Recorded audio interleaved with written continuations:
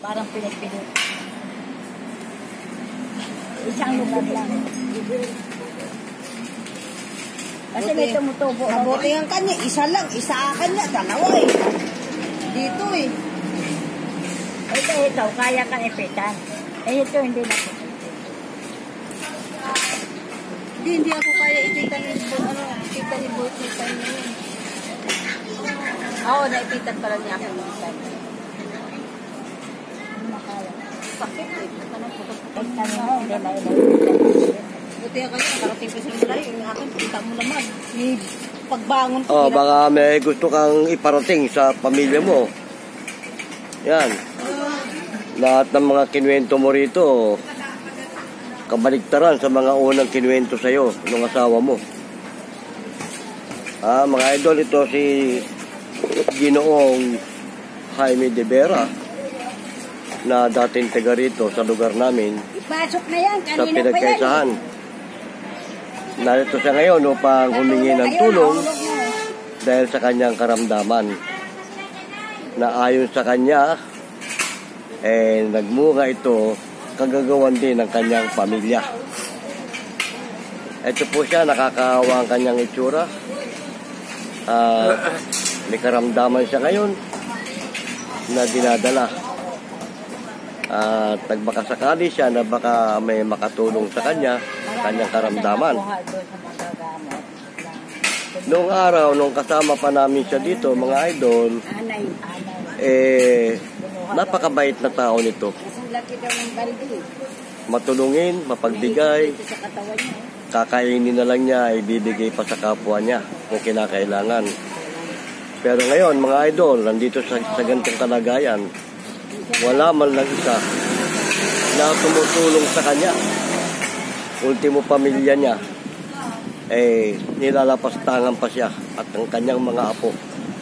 Ayon sa kanyang salaysay kanina habang kakwentuhan namin siya. Kabaligtaran sa kwento ng kanyang asawa nung nagpunta ang kanyang asawa dito. Naalaman niya lahat ng tao sa bahay. Ngayon, eto siya ngayon, itinakwil ng kanyang pamilya at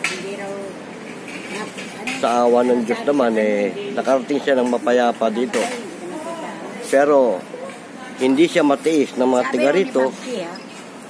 At ito, tinulungan siya, binigyan siya ng pera para makauwi siya sa kanila at makapagpagamot. Yan, si Mrs. Norma Conde, isang senior din na mapagkawang gawa. Pasalamatan po natin siya at binigyan ng pera si Ginoong de Vera para makauwi sa kanila at makapagpagamot. De Vera, yung ibinigay sa yung pera, sana magamit mo sa tama. Magpagamot ka, pumunta ka sa mga dapat mong pagpagamutan. Lalapit ko talaga sa kinaroonan ko. At yung karamdaman mo ay hindi normal. Kaya makatulong sa akin. Yung karamdaman mo ay hindi para sa doktor, kundi para sa isang espiritista o yung tinatawag na albularyo o sa English faith healer. Kasi hindi normal yan. Kaya kailangan wag mong pabayaan yan, baka yan ay mauwi sa cancer. Ano ngayon ang masasabi mo sa ginawa sa iyo ng iyong pamilya? Natatakot ako sa kabuhayan ko ganito. Hindi ko matiis. Hirap na talaga ako. Ayan po mga idol, si Ginoong Jaime de Vera na napakabait na tao yan. Pero ngayon, ganyan ang kanyang kalagayan. Wala man lang tumulong sa kanya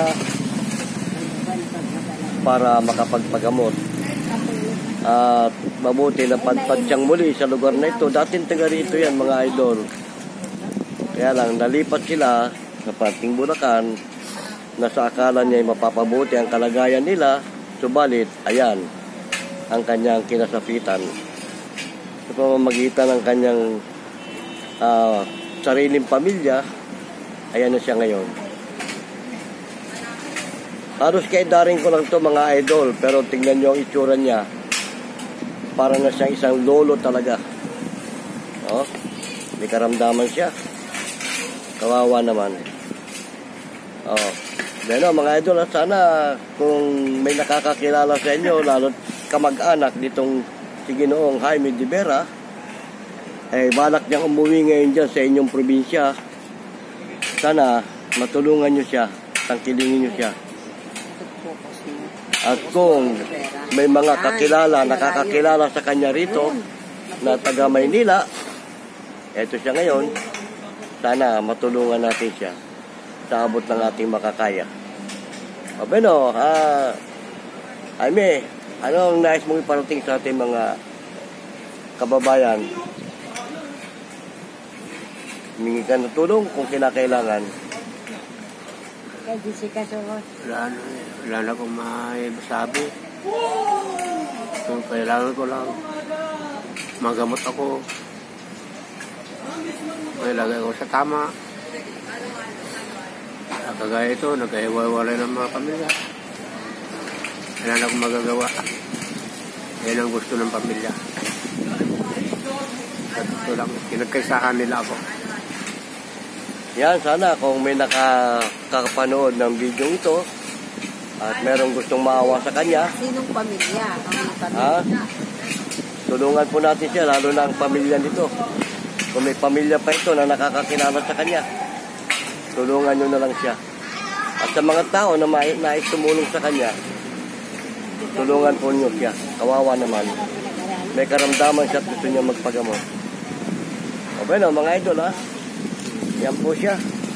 At ito ang taong tumulong sa kanya. Manang pa, ano po masasabi nyo kay Ginoong Jaime de Vera? Masasabi ko lang yan, kumahari. Lahat na nakakakita sa kanya sa video. Ako na mismo ang humihingi ng umanin na lang, hihingi talaga ng tulong niya. Kasi gusto magpagamot. Wala naman siyang pera dapat ipagamot. Ngayon, kailangan talaga niya ang ospital. Wala rin siyang pang-ospital. Kaya humihingi rin siya ng tulong. Kami naman dito na pinuntahan niya, pareho lang din kami na wala rin. Kaya kung sino man ang nakakakita sa amin dito, sa video ito po yung hinihingian namin ng tulong. Isang kaibigan namin to. Dating nagtatrabaho sa construction. Ngayon wala nang lakas talaga magtrabaho.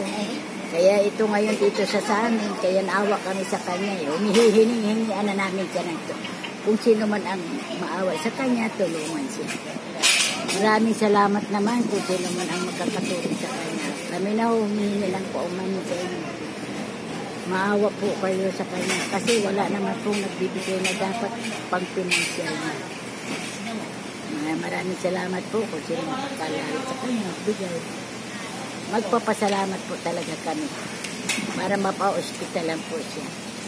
Ayan mga idol, narinig nyo ang paliwanag ng isang ginang na tumulong dito kay Ginoong Jaime de Vera na dating tiga rito, kaya napilitan siya lumapit ulit, nagbakasakali. Salamat ng marami sa mga nakapanood ng video ito. Papasalamat din kami kay Ginang Norma Conde na nagbigay sa kanya ng maikling halaga upang makapagpagamot siya at makauwi sa kanila. Bueno, ang idol, ito ang inyong lingkod, si Boyet ng Vlog TV, ay nagpapasalamat at nawa, subaybayan nyo pa ang mga pangyayari sa mga susunod na araw. Paalam!